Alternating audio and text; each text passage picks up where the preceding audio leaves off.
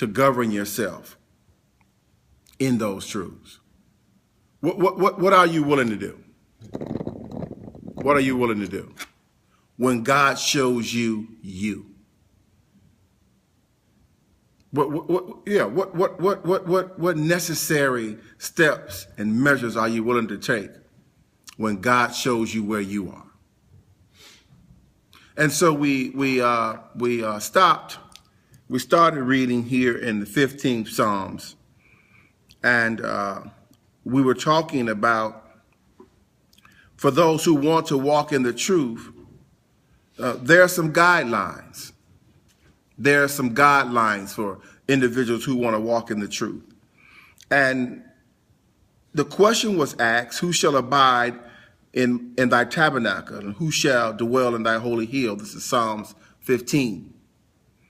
Now, there's an answer in verse 2, and it says, he that walketh uprightly and worketh righteousness and speaketh the truth in his heart. Those are the requirements. Who is willing to walk uprightly? Who is willing to work righteousness? Who is willing to speak the truth in his heart? But now, here's what I don't want you to do. I don't want you to get caught up with speaking the truth, but not being able to accept the truth. See, that's why before speaking the truth, these two apply: walking uprightly and working righteousness. Because if you can do those things, you can accept the truth. If you can walk uprightly and you can work of righteousness, you should be able to accept the truth about you. If someone walks up to you and say, you know what, you have a mean spirit, you're abrasive, and I just don't know how to take you sometimes, and sometimes I just avoid you because you're so combative at times. Are you able to receive that? They were not cursing at you. They were not hollering at you. They were not screaming at you. If your wife says to you some things that she wished you would do, or some things she wished you wouldn't do, is the first thought you're going to have, well, I'm the man? Or are you really going to listen to her and see is the changes she's asking you to make, is that going to elevate the marriage? Is that going to help the marriage? For your children, it's important that we listen to our children before we start snapping at them. Because they could have a valid reason. They could have a valid excuse. And I hate to use the word excuse, but they could have a valid reason for why things are the way they are. It could be something they heard you say to mom. It could be something they heard you say on the phone. The worst thing you can do is be on the phone just jibber jabbering and talking about people, and then send your children off to school, and you're upset with them because the teacher calls you and says they're talking about people. See, the truth helps you evolve. It helps you enhance. It helps you become enlightened. And so I like the two things that are before speaking the truth. Here in verse 2, the 15th Psalms, verse 2, it says, he that walketh uprightly and worketh righteousness and speaketh the truth. Now let's get down to verse 3 when we're talking about truth. He that backbiteth not with his tongue. Let me tell you something right now. Here is what's key. You can't say that you're about the truth and you're living in the truth, but behind your brother or sister's back, you're talking about them. That's a spirit of hypocrisy. That's a spirit of guile. That's a spirit of deceit. Here is some big boy stuff. Here is some big girl stuff. If your brother offends you, why not go to him? That's where the truth lies. That's where the truth. That's the Bible. Now, who disagrees that the Bible is the truth? The Bible says if you have an ought with your brother, to go to him. Now, listen now, we're talking about the truth. That means, listen, if I've offended you in any kind of way, you ought to be able to come to me and say, Paul, you offended me. Now, my response shouldn't be, well, man, you need to toughen up. You need to grow up, man. That's just who I am. That's just, can you imagine if that's how Jesus responded? Can you imagine if that's how Jesus responded? We'd be messed up.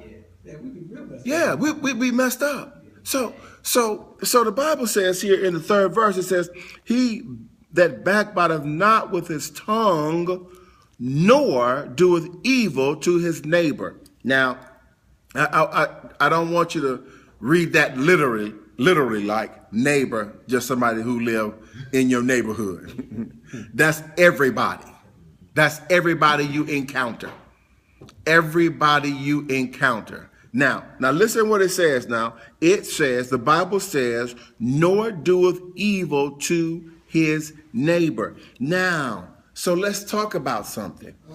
If you're not going to do evil, isn't that a clear depiction that the Bible doesn't even want you to think it? Listen now, how can you do it and not have thought it? You have to fight the thought. Here's what's real. I say it all the time. The truth of the matter is, we don't like talking about this. We don't. Yeah, this is just too barbaric. Some people can get you so upset you want to go in on them. As a matter of fact, you got your little spiel down. You got your little spiel down, and you say, if they say something and they know they wrong, I don't know how it's gonna go. I've actually heard people say, man, don't make me hang my religion up today. That's the things you hear. Things you hear. Don't make me, I want to be saved. And listen, I do want to be saved. And the truth of the matter is, I know I'm going to be saved because God puts no more on me than I can bear. Amen. And even in it, he makes a way for my escape. So no, I don't have to think evil, and I don't have to be evil. I don't have to be evil, and I don't have to think evil. Because here's the truth. If I hold my peace, the Lord, he will fight my battles. Do you know some of the best defense is not saying anything, but just loving a person? And I'm certain that everybody in this room, someone has offended you. Someone has made you angry, because now the Bible doesn't dehumanize you and say you can't be angry. The Bible says be angry, but sin not. So no, the Bible doesn't want you angry and cursing people out. The Bible doesn't want you angry and fighting. The Bible doesn't want you angry and on the phone talking about people. The Bible doesn't want you angry and seeking to do wrong and evil against your brother or your sister. What the Bible would love for you to do is pray about it. How many of you, now here's the truth, here's the truth, here's the truth. The Bible says, here's the truth, pray without ceasing. That's right. I dare you, for the next individual who upsets you or offends you, I dare you to put them in the hands of the Lord. You want to see a swift resolution, put them in the hands of God. If you want to see a peaceful revolution, put them in the hands of God. If you want somebody convicted and you want them convicted in what they've said and done, I dare you to take them to the Lord and leave their name there and let God deal with them. Because the truth of the matter is, we can't change anybody. That's right. The Bible says the heart of the king is in the hand of the Lord, and like the rivers of water, he turneth it whithersoever he willeth. In other words, only God can change a heart. Only God can change a mind. Yeah, we can preach the gospel all day long. You can preach it till you blue in your face. Why you think your children are disobedient? Huh? You're living right, you're doing right, you're telling them right, and they still got to do what they want to do because God has to do it. Ultimately, at the end of the day, You could tell your wife, don't spend that money. We setting that money to the side. We're not gonna touch that money. And you come in, she got a blouse, a pair of shoes. Okay, wait a minute. She bought you a tie, but it was on sale, and she used her coupons to get that. No, I'm just playing. But what I'm saying is, I found this out in walking in truth and dealing with truth. I found this out.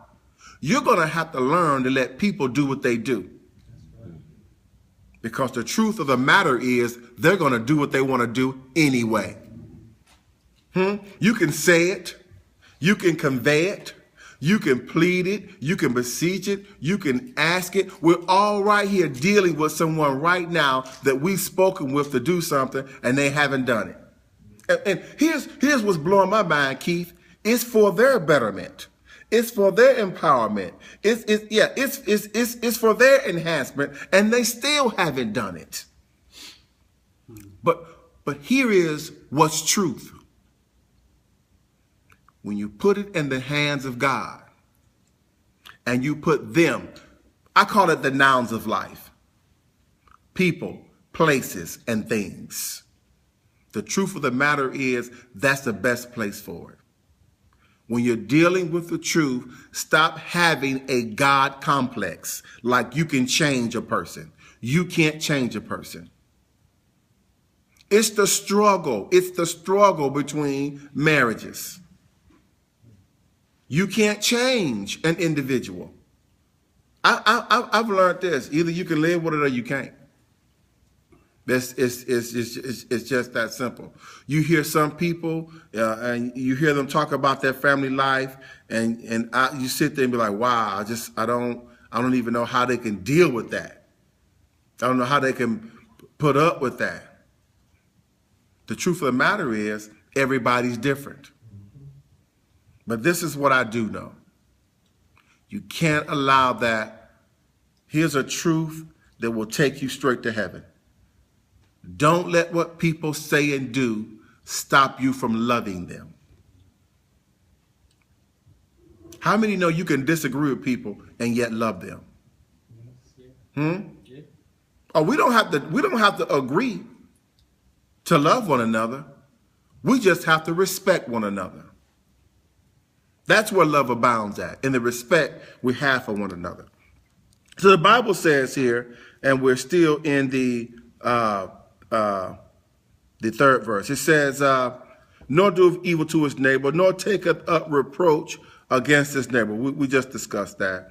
Verse 4, in whose eyes a vile person is contemned. Now wait a minute now. In other words, you don't like being around those who want to do wrong. Now, I want you to understand something. Here's the truth. What communion have light with darkness? Now,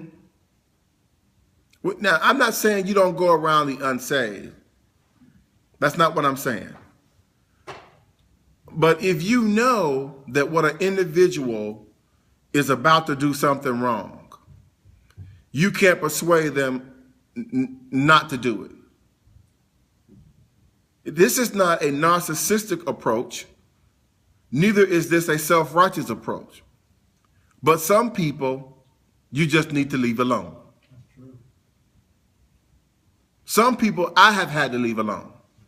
Watch this. When I was running the streets hard, there were people who had to leave me alone. Huh? Now, okay. Now watch this. I got two really good. Everybody in here is a friend of mine, but I've known Joe and Bobby longer than I've known everybody. We used to go to church together, and now, so I know what manner of men they are. Now, what I'm gonna show you the truth I'm talking about here. If I came to their houses and I had a beer and a cigarette in my hand, they're not going to push me away. They're probably going to ask me, bro, Askew, what's going on with you? What's the problem? Is you okay? Is everything all right? Yeah, they're gonna try to help me because that's what we